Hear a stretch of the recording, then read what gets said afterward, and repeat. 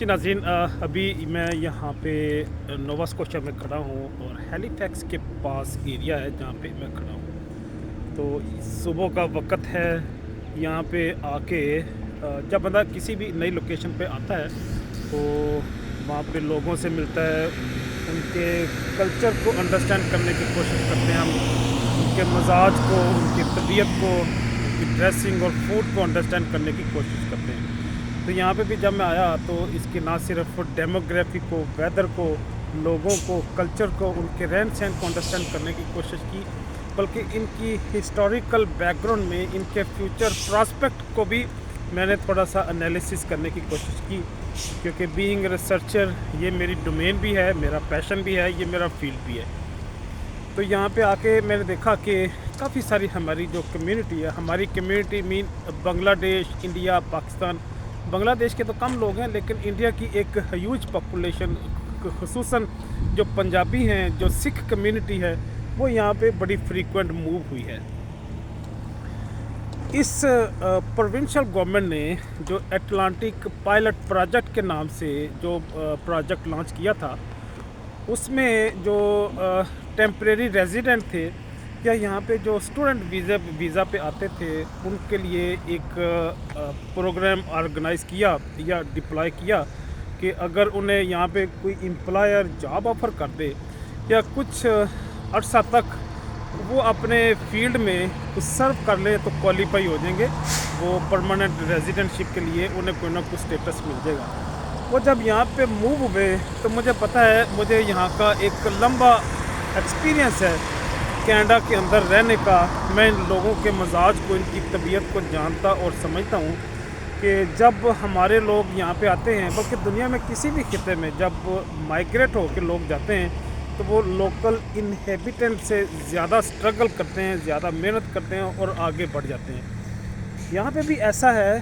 कि जिस तरह सस्कैचुआन में हुआ, अल्बर्टा में हुआ, ब्रिटिश कोलंबिया में हुआ और बड़े बड़े एरियाज़ में हुआ, क्योंकि ये मुल्क जो है, ये धरती, ये मैं समझता हूँ कि इन फ्रेंच की भी नहीं है, ये ब्रिटिशर्स की भी नहीं है, स्कॉटिश की भी नहीं है, ये धरती इनकी नेटिव की है, इंडिजिनस लोगों की है, जो यहाँ पे कदीम अरसा से रहते थे, उनकी ये धरती थी। तो यहाँ पे जो यूरोपियन कौमें आई तो उन्होंने यहाँ इन्वेडिंग की, अपनी अपनी उन्होंने रिट एस्टेब्लिश की और अपने नॉर्म्स, कल्चर और रेगुलेशन के मुताबिक जो भी उनकी थी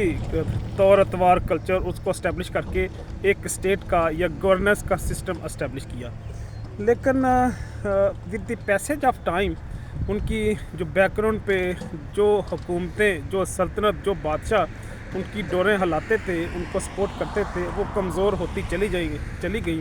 वो चाहे स्पेन हो, चाहे फ्रांस हो, चाहे यूके हो। जब वो कमज़ोर हुई तो इन्होंने इंडिपेंडेंट कंट्री इस्टेब्लिश कर लिए। तो उसके बाद यहाँ पे वो अलग से एक सल्तनत की हैसियत से, एक ताकत की हैसियत से, एक कंट्री की हैसियत से वो रहना शुरू हो गए।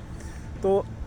जब दुनिया के सियासी हालात बदलते हैं तो फिर डेमोग्राफी भी बदलती है। तो इसलिए इंडिया, पाकिस्तान, बांग्लादेश में अगर पॉवर्टी है, अगर पॉलिटिकल इंस्टेबिलिटी है, अगर अपॉर्चुनिटीज़ नहीं है, तो वहाँ से फिर जो प्रोफेशनल्स हैं वो मूव होके वो मिडल ईस्ट में जाते हैं, वो नॉर्थ अमेरिका में आते हैं, वो यूरोपियन कंट्रीज़ की तरफ मूव होते हैं। तो गोया यहाँ की भी GTA की तरह, जिस तरह मैं वहाँ पे धर्म में देखता हूँ, एजेक्स में है, मिसिसागा में है, टोरंटो में, माल्टन में, मिल्टन में, इन इलाकों में GTA के एरिया की डेमोग्राफी जिस तरह चेंज हुई है, यहाँ पे भी नोवा स्कोशिया की भी डेमोग्राफी किसी न किसी लेवल पे हर्ट हुई है। तो उसके नतीजे में जो यहाँ पे जो 100 साल से या 50 साल से या 200 साल से जो फैमिलीज रहती थी, उनकी क्योंकि मोनोपोली ब्रेक हो रही है और उनकी अपॉर्चुनिटी भी शायद हर्ट हो रही है, उस वजह से एक रेसिज्म का पहलू मुझे यहाँ पे नज़र आया। उस रेसिज्म के शिकार कई सारी जो ख़ातीन हैं, बेटियाँ हैं, बहनें हैं, जो स्टूडेंट्स हैं, बच्चे हैं, वो भी उसका शिकार हुए हैं। तो गोया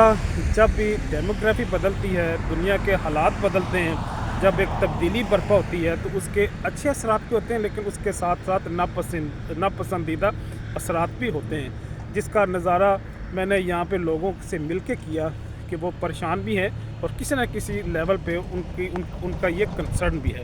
تو گویا یہ معلومات تھی جو نووا اسکوشیا میں کھڑے ہو کے یہاں کے جو ویزیبل منارٹی ہے ان کی آواز بن کے آپ کے ساتھ شیئر کرنا مقصود تھا. اجازت چاہوں گا. اللہ حافظ.